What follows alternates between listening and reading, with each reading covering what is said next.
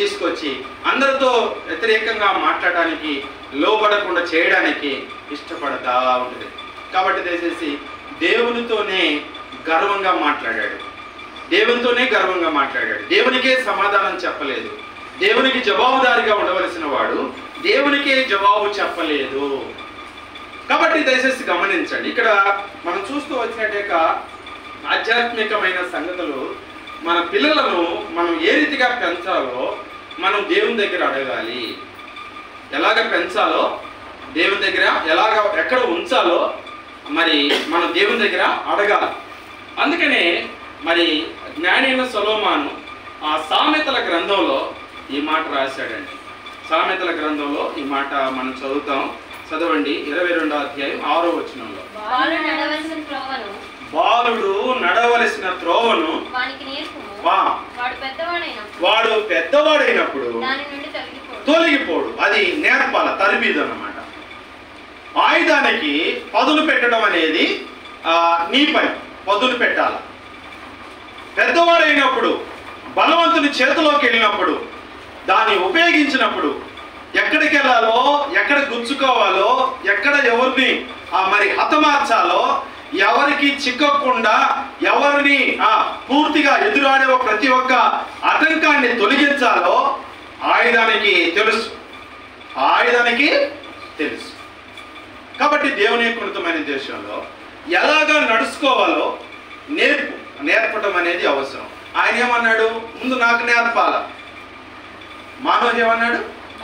నాకు నేర్పు, ఆ బిడ్డని ఎక్కడో ఎలాగ ఉంచాలో, ఏమేమి చేయాలో మరి నాకు నేర్పు అంటే, మరి చూడండి, ఒక బలమైన వ్యక్తిగా తయారు చేయడానికి వాళ్ళు ప్రార్థన చేశారు. ఆ బిడ్డని ఒక బలమైన వ్యక్తిగా దేవుని చేతులు, దేవుని కొరకై, దేవుని యొక్క మరి ప్రజల కొరకై ఒక మంచి గొప్ప నాయకుడిగా మరి చేయాలనేది దేవుని ఉద్దేశం. కాబట్టి మనం ఇక్కడ ఆగిపోయాం. ఎక్కడ ఆగిపోయాం అంటే సత్క్రియల దగ్గర ఆగిపోయాం. ఎక్కడ ఆగిపోయాం? సత్క్రియలు ఎలా ఉంటాయి అనేది కయ్యోను మరి చూడలేదు, నేర్చుకోలేదు. పోనీ మనమైనా నేర్చుకోవాలి అంటే ఇప్పుడు సత్క్రియలు ఎలా ఉంటాయో మనకు తెలియాలి. అర్థమైందా?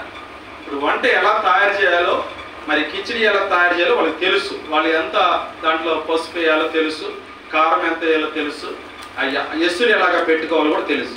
కాకపోతే కొద్దిగా ఎసురు ఎక్కువ అయినట్టుగా ఉంది, కొంచెం ఆ కిచిడీగా కనపడలేదు కదా. ఎందుకంటే ఈ తొందరలో కొంచెం అటు ఇటు పడుతుంటాయి, బ్యాలెన్స్గా కరెక్ట్గా కొలత ప్రకారంగా చేయలేము.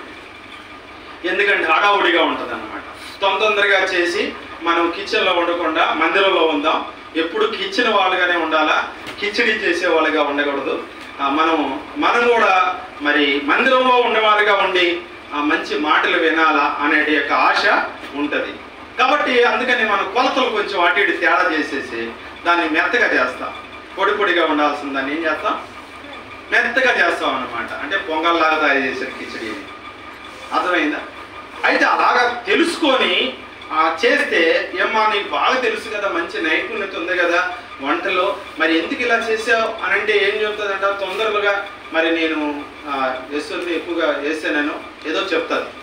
మనం చెప్పకుండా ఉండదు. ఎందుకంటే పొరపాటు ఉంది కాబట్టి ఆ పొరపాటు చెప్తారు అనమాట.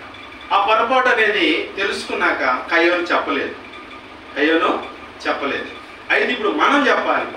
మనల్ని ఎందుకు మరి దేవుడు నీవు వారికి జ్యేష్ఠ కుమారిగా నీకు ఎందుకు ఇచ్చాడు అని అంటే, వారికి బహుమానమైన యొక్క మరి బిడ్డగా నిన్ను ఎందుకు ఇచ్చాడు అని అంటే, నువ్వేం చేయాలా? ఏం చేయాలమ్మా? సత్క్రియలు చేయాలి. సత్క్రియలు చేయటం అంటే తెలియకుండా సత్క్రియలు చేస్తారా? చేయరు. తెలియాలి, సత్క్రియలు తెలియాలి. కాబట్టి ఇది చదువుకుంటాం. యోహాను సువార్త 17వ అధ్యాయం 17వ వచనం. సత్క్రియ అనే యొక్క మాటకు సరైన యొక్క అర్థం వచ్చే భాగాన్ని మనం చూస్తాం. చదవండి. నీ వాక్యమే సత్యం. సత్యమందు వారిని ప్రతిష్ఠిత చేయము. నీ వాక్యమే సత్యం. అంటే సత్క్రియ అని అంటే సత్యముతో కూడిన పని. సత్క్రియ అంటే ఇప్పుడు చెప్పండి. సత్క్రియ అంటే సత్యముతో కూడిన పని, అంటే వాక్యముతో కూడిన పని. మనమంటూ బ్రతికితే, మనమంటూ ఉంటే భూలోకంలో మనం ఏం చేయాలా చెప్పండి? ఏం చేయాలా? సత్క్రియ అంటే దేవుని పని, అంటే వాక్యముతో కూడిన పని. ఒకటి వినాలి, 2 చదవాలి, 3 చెప్పాలి. 1 వినాలి, 2 చదవాలి, 3 చెప్పాలి. కాబట్టి దైవజనుడు భగత్ సింగ్ గారు కూడా ఈ 3 పద్ధతుల్లోనే ఆయన మరి దేవుని దగ్గర ఆయన అనుభవించాడు. ఉదయకాలం ఆయన ఏం మాట్లాడతాడో వింటాడు. ఆ తర్వాత ఆ మాట్లాడిన మాటలన్నీ ఆయన చదువుకుంటాడు, నేర్చుకుంటాడు, తెలుసుకుంటాడు. తెలుసుకున్న మాటలు ఒక్కరికైనా చెప్తాడు, ఒకరికైనా చెప్పాలి.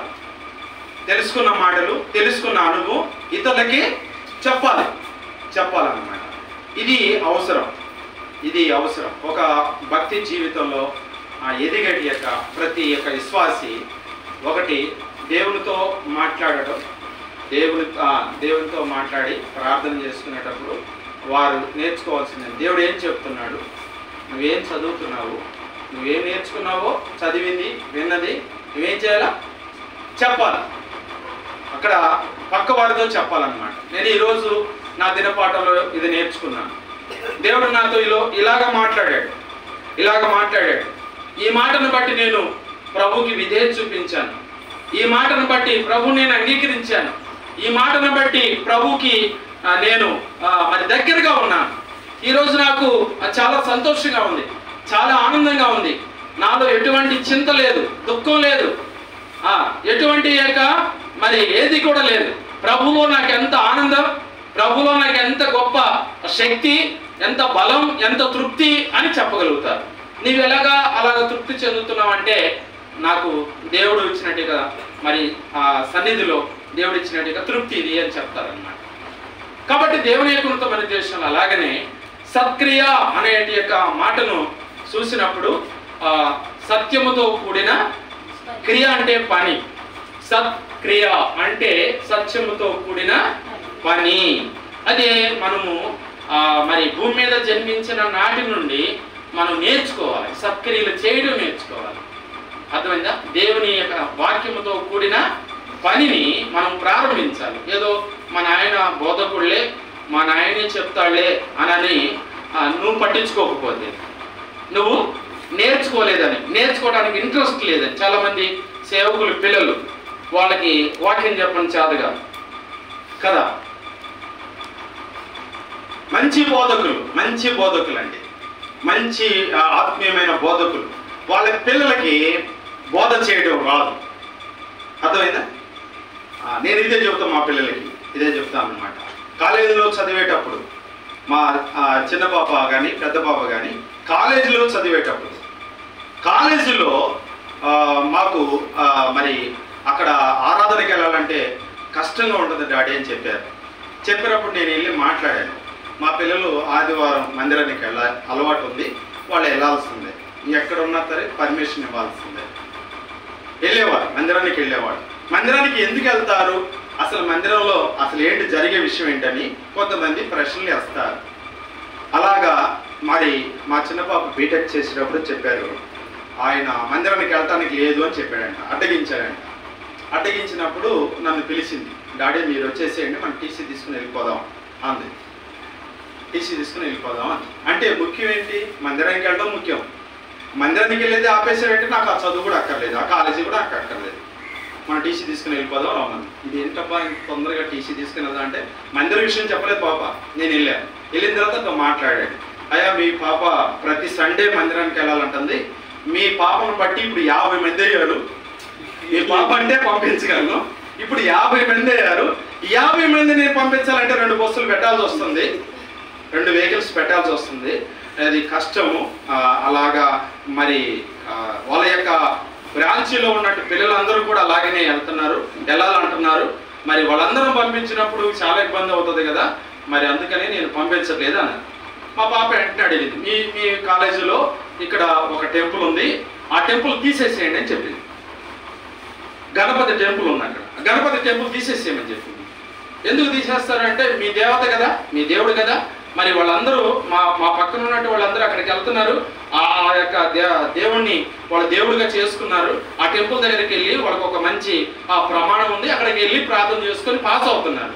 మాకు ఒక దేవుడు ఉన్నాడు, మాకు ఒక ప్రమాణం ఉంది, మేము అక్కడికి వెళ్తే మేము పాస్ అవుతాం, అక్కడికి వెళ్తే మాకు మంచి జ్ఞానం వస్తుంది, అక్కడికి వెళ్తే మాకు ధైర్యం వస్తుంది, అక్కడికి వెళ్తే మాకు మంచి మరి యొక్క వృద్ధి వస్తుంది. మీ విద్యలో వృద్ధి పొందాలంటే మేము అక్కడికి వెళ్ళాలి. కాబట్టి మమ్మల్ని అక్కడికి వెళ్ళనీయట్లేదు కదా సార్, కాబట్టి ఆ టెంపుల్ కూడా తీసేయండి. వాళ్ళు ప్రార్థన ఉండదు, మాకు ప్రార్థన ఉండదు. మీరు ఆ టెంపుల్ తీసేస్తారా, లేకపోతే మాకు ఇక్కడ ప్రేయర్ మీటింగ్ పెట్టుకోవడానికి ఒక రూమ్ ఇస్తారా? మేము వెళ్ళాం, ఓకే నువ్వు చెప్పినట్టుగా మేము వెళ్ళాం, బయటికి వెళ్ళాం, ఇక్కడే కూడుకుంటాం.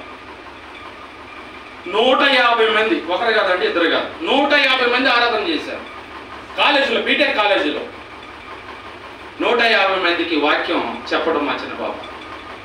ఉదయకాలం కుటుంబ ప్రార్థన ఉంటుంది, వార కొడికలు ఉంటాయి, ఎంత టైం చూడండి మెయింటైన్ చేయాలి, వాళ్ళ చదువులో ఎంత టైం మెయింటైన్ చేయాలా, ఎంత ధైర్యం కావాలా. మళ్ళీ జనవరికి కంపల్సరిగా కాలేజీ మొత్తం అందరికీ భోజనాలు సిద్ధపరచాలా. ప్రతి సంవత్సరం కాలేజీ మొత్తానికి భోజనం సిద్ధపరచాలి, అందరికీ ప్రేమ మీద ఒక సేవకుడు పిలిచి మంచిగా వాక్యం చెప్పించి వాళ్ళు ఆ రీతిగా అందరికీ ప్రేమ మీద. ఎవరు కూడా కనీసం ఊడిసేవాళ్ళు కూడా అందరు స్టాఫ్ మొత్తం ఉండాల్సిందే. అందరికీ మంచి బిర్యానీ, చక్కగా భోజనాలు తయారు చేసి ప్రతి సంవత్సరం పెట్టడం. ఎవరైతే వద్దన్నారో ఆయనే పాప పక్కన కూర్చొని తినడం ప్రారంభించాడు. నిజంగా మరి వాళ్ళు చెప్పగలిగిన సాక్ష్యం ఏంటంటే, మాకు అక్క వచ్చినప్పటి నుంచి చదవాలనే ఇంట్రెస్ట్ ఉంది మాకు, అంటే చదవాలని ఇంట్రెస్ట్ ఉంది, అది దేవుని దగ్గర కూడా ప్రార్థన చేయాలనే పట్టుదల ఉంది మాకు. ఎందుకంటే మాకు అలవాట్లు లేవు. ఇప్పుడు మేము ఫోను మెయింటైన్ చేయడం ఉండు కానీ, లేకపోతే ఎవరితో అనవసరమైన మాటలు మాట్లాడడం కానీ మాకు టైం చాలదు. మాకు క్లాస్ అయిపోయిందా, మా యొక్క మరి రాసుకోవాల్సింది ఏదైనా రాసుకోవడమా, లేదంటే ప్రేయర్ చేసుకోవడమా, చాలా పద్ధతులు మాలో మార్పు వచ్చాయి. మేము నిజంగా ఇలాంటి మంచి పిల్లలుగా మేము తయారు కావడానికి ముఖ్యమైన మూలం ఎవరు అంటే అక్క మా కోసం చాలా ప్రయాసపడింది, మా కోసం ఎంతో ప్రార్థన చేసేది. ఇట్లాగా ఒక సేవకురాలే వచ్చి అక్కడ మీటింగ్ పెట్టేటట్టుగా, ఒక సేవకుడు వచ్చి అక్కడ మీటింగ్ జరిపించేటట్టుగా, కాలేజీ యాజమాన్యం కూడా ఒప్పుకునేటట్టుగా చేయగలిగిన పని ఏంటంటే, ఎప్పుడు చూడండి ఎంతమంది అడ్డగించిన ఆగిందా? ఆగలేదు. 150 మంది పిల్లలు ఆరాధన చేశారు అక్కడ. ఎంతో మంది రక్షణ తీర్మానం చేసుకున్నారు అక్కడ. అంటే మా మట్టుకు మేము సేవ చేసేవాడిని కాదండి, మా పిల్లలు పుట్టినప్పుడు మా పిల్లలకి ఇచ్చింది దేవుడు పని అదే. మాకు ఇచ్చింది అందుకే పిల్లల్ని, మీకు ఇచ్చింది అందుకే పిల్లల్ని. అయితే వాళ్ళు ఏం చేయాలా? నడవలసిన మార్గంలో నడిపించాలా. అర్థమైందా? సత్క్రియలందు ఆసక్తి గలవారిగా చేయాలి. ఏం చేయాలా? సత్క్రియలందు ఆసక్తి గల. చదవండి, మనం చదువుకుంటా. తీతుకు రాసిన పత్రిక 2వ అధ్యాయం 14 వచ్చిన అనుకుంటాను. దయచేసి తొత్తర చదవాలా, ముగిస్తా ఇక త్వరగా.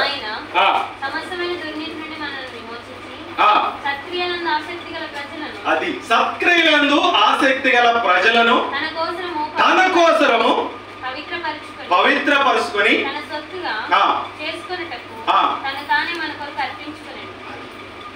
ఆయన అర్పించుకున్నది దేనికంటే తన కోసం బ్రతకాల. అర్థమైందా?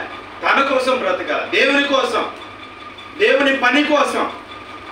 ఏదో మనం కుమార్తెగా పుట్టాము, మరి 19 సంవత్సరాలు మా తండ్రి మమ్మల్ని పెంచాడు, ఉంచాడు.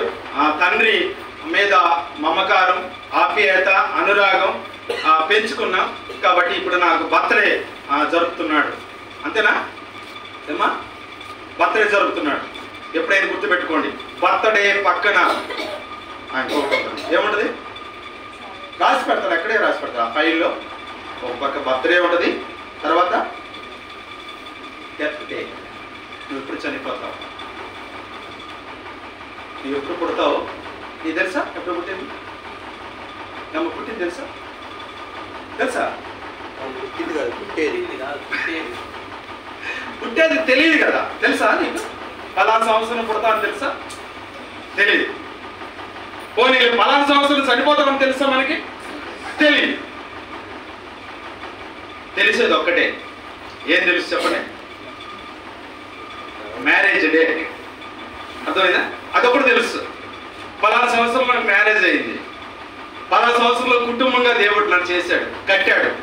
ఇప్పుడు జయరాజు గారిని అడిగితే చెప్తాడు ఎప్పుడే ఆయన మ్యారేజ్ అయిందంటే ఆయన చెప్తాడు ఆయన మ్యారేజ్ డే. అది తెలుసు. అది రాసి పెట్టుకున్నా రాసి పెట్టుకోకపోయినా అది కంపల్సరీగా అది గుర్తుంటుంది. కానీ ఈ రెండు ఆయన రాసి పెడతాడు. ఏంటిది చెప్పండి? Birthday, death day. ఈ రెండు ఆయన ఫైల్లో ఎప్పుడో రాసి పెట్టాడు. అప్పటికంటే ముందు పోవడానికి లేదు, అప్పటికంటే వెనక పోవడానికి లేదు. అదేదైనా ఆయన చేంజ్ చేస్తే తప్ప ఇంకెవరు చేంజ్ చేయలేరు. ఏ మినిస్టర్ కూడా చేంజ్ చేయలేడు, దాన్ని మార్చలేడు. అర్థమైందా? ఏ శాసనాలు కూడా మార్చలేవు, ఆయన మార్చాల్సిందే. కాబట్టి ఆయన మార్పు లేని దేవుడు, ఆయన మార్పు లేని దేవుడు అన్నమాట.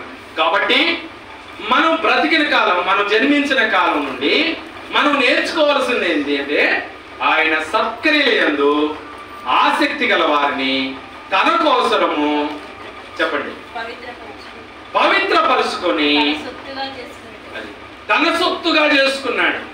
ఇప్పుడు నేను ఎవరి సొత్తు అని చెప్తే నేను నా సొత్తు అనుకుంటాం. నా సొత్తు నేను అన్నట్టుగా మనం ఫీల్ అవుతాం. మనం ఫీల్ అవ్వాల్సింది ఏంటంటే నేను నా సొత్తు కాదు. నేను ధరించుకునేది ఏదైనా మా పిల్లలు అడిగేవాడు, డాడీ నాకు పెన్ను కావాలని అడిగేవాడు. నువ్వు అసలు ప్రార్థన చేసావా అని అడిగేవాడిని. ప్రార్థన చేసావా? అడిగావా దేవుణ్ణి? పెన్ను కావాలని అడిగావా? నువ్వు అడగకపోతే నా దగ్గర ఎక్కడ ఉంటాయి పెన్నులు? నువ్వు అడగాల. నువ్వు అడిగితే దేవుడు పెన్నులు నా చేతికి ఇస్తాడు, నా చేతితో నీకు ఇస్తా. అర్థమైందా? నువ్వు అడగకపోతే ఆ పెన్నులు నా దగ్గరికి రావు, నా దగ్గర నుంచి నీ దగ్గరికి రావు. కాబట్టి నువ్వు మోకరించి ప్రార్థన చేయి. వాళ్ళు ఏదైనా టూర్ వెళ్ళాలంటే ఏం చెప్పేవాళ్ళు? డాడీ మనం అక్కడికి వెళ్ళేసి ఆ బోట్లో తిరగాలి డాడీ అని అడిగేవాళ్ళు. అడిగితే నేను చేశాను, ప్రార్థన చేయి. ఏ బోట్లో వెళ్ళాలో, ఏ నదిలో తిరగాలో, ఎక్కడ తిరగాలో ఆయన చెప్తాడు. ప్లాన్ ఉంటుంది ఆయనకి. ఆ ప్లాన్ మ్యాప్ ఇస్తాడు మనకి. ఆ మ్యాప్ ప్రకారంగా పోతే తప్ప, లేకపోతే మనం మునిగిపోతాం. అర్థమైందా? నీ స్నేహితులతోటో నీ శ్రేయబులాసులతో పోతావంటే మునిగిపోతావు, ఇక బయటికి రావు. ఆయన మ్యాప్ ఇచ్చాడు. ఆ మ్యాప్ ప్రకారంగా చూసుకొని పోవాలి. మనం చూసుకొని పోవాలంటే ఏ నదికి పోవాలో, ఎక్కడ ఏ బోట్లో తిరగాలో, ఎక్కడ నువ్వు విహరించాలో, విహారం చేయాలో ఆయన తెలుసు. కాబట్టి మీరు అడగండి అని చెప్పేవాడు. కంపల్సరీ ప్రార్థన చేస్తానే ఉంటాం. నెలల తరబడి చేస్తారండి. నెలల తరబడి చేయాల్సింది కుటుంబ ప్రార్థన కంపల్సరీగా. వాళ్ళు ఈ మాట కూడా చెబుతారు, ప్రభు మేము టూర్ వెళ్ళాలనుకుంటున్నాం, శ్రీశైలం డ్యామ్లో తిరగాలనుకుంటున్నాం, ఒకవేళ చిత్తం అయితే ఆ మ్యాప్ మాకు చూపించు, శ్రీశైలం పోవడానికి ఆ మ్యాప్ ఇవ్వాలి. అట్లా ప్రార్థన చేస్తే దేవుడు లింగాల కట్టు అక్కడ ఉన్న బ్రదర్స్ వాళ్ళందరూ కూడా దాంట్లో నైపుణ్యత తెలిసినట్టు వాళ్ళు మా పిల్లల్ని అక్కడ తీసుకెళ్ళి మొత్తం డ్యామ్ అంతా తిప్పారు. తిరిగి సంతోషించి వచ్చాడు. దేవుడు గొప్ప కార్యం చేశాడు. సంతోషించి దేవుడికి కృతజ్ఞతలు చెల్లి, ప్రభువా శ్రీశైలం డ్యామ్లో చక్కగా అన్నీ చూడగలిగాం అని చెప్పి దేవుణ్ణి స్తుతించారు. కారణం ఏంటంటే మనం ఎక్కడెక్కడ తిరగాలో, ఎక్కడెక్కడ సంచరించాలో, ఎక్కడెక్కడ మనకి అపాయం ఉంటుందో, ప్రమాదం ఉంటుందో, మలుపులు ఉంటాయో అవన్నీ ఆయన మ్యాప్లో ఉంటాయి. అవన్నీ చూసుకోవాలి. ప్రతి డే మనం చూసుకొని ఎక్కడ దాకా ప్రయాణం చేయాలో అది మనం గమనించాలి. అందుకని మానవుడు ప్రార్థన చేశాడు. 9వ వచనం కూడా చదువుతామండి. 9వ వచనం కూడా చదువుతాం. 13:9 చదవండి. 13:9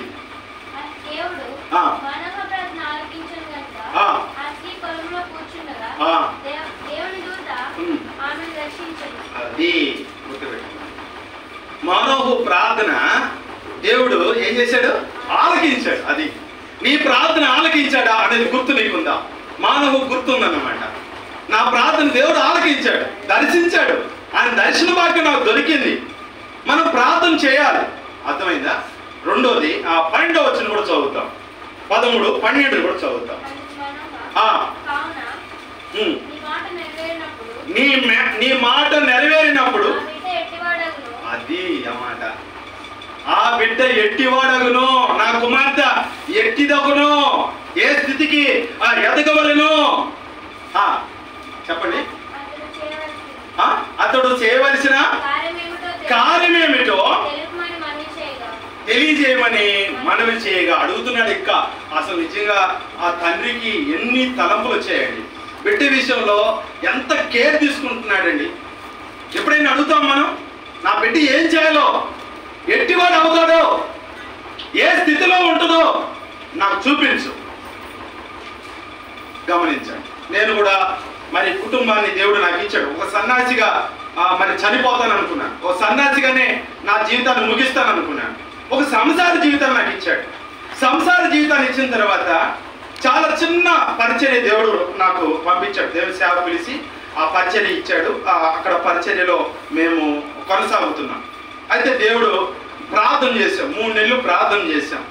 ప్రభువా, మాకంటూ ఇస్తే మగబిడ్డనివ్వాలి, ఆ మగబిడ్డ నీ కొరకు మేము పెంచాలి, ఆ బిడ్డని మేము నీ కొరకు పెంచాలి. ఇట్లాగా మేమిద్దరం ప్రార్థన చేసేవాళ్ళం. ఇలా ప్రార్థన చేసిన దేవుడు బిడ్డని అంటే గర్భఫలం అంటే గర్భిణి ఇచ్చాడు కనుక ఇక మాకు ఇచ్చేది కుమారుడే. ఎందుకంటే వాగ్దానం కూడా ఇచ్చాడు. కుమారుడే మీదటికి నిర్ణయకాలమున నీ భార్య కవిగిట కుమార్ అనేది అన్నమాట, మా వాగ్దానం అన్నమాట. కంపల్సరీ కుమారుని ఇస్తున్న తర్వాత కుమార్తెను ఇస్తాడా? వాగ్దానం కదా. ఇక డౌట్లు వస్తున్నాయి, అందరికీ డౌట్లు వస్తున్నాయి. అన్నా నీకు పుట్టేది వాళ్ళందరూ ఆడపిల్లలేనన్నా, అక్క వాళ్ళు అందరూ ఆడపిల్లలు, 5 ఆడపిల్లలతో ఒక మగపిల్లడు అన్నా, కాబట్టి నీకు మొట్టమొదటి నీకు ఆడపిల్లలు ఇస్తాడు అని అంటున్నారు సంఘంలో కూడా. అంటే నా దేవుడు అట్లాగే చేస్తాడు, అట్లా కూడా చేస్తాడా దేవుడు? వాగ్దానం ఇచ్చాడు కదా. అందుకే నేను ప్రార్థన చేయడం మొదలుపెట్టాను. ప్రార్థన చేస్తూ ఒక రోజు కడుపు నొప్పి వచ్చి బాధపడుతున్నాను. ఇక మాకు ఏదైనా హాస్పిటల్కి వెళ్ళాలంటే జయరాజు వచ్చాడు మా ప్రాంతానికి. ఒక 40 అంటే 25 కిలోమీటర్ల దగ్గరలో మాకు ఎంబీబీఎస్ డాక్టర్ దొరకడం. 25 కిలోమీటర్లు పోవాలా, లేదంటే 30 కిలోమీటర్లు పోవాలి, లేదంటే ఒక 50 కిలోమీటర్లు పోవాలి. ఒక హాస్పిటల్ ఎంబీబీఎస్ డాక్టర్ దగ్గరికి వెళ్ళాలంటే అంత దూరం చెందిదేసి తప్ప అక్కడ మాత్రం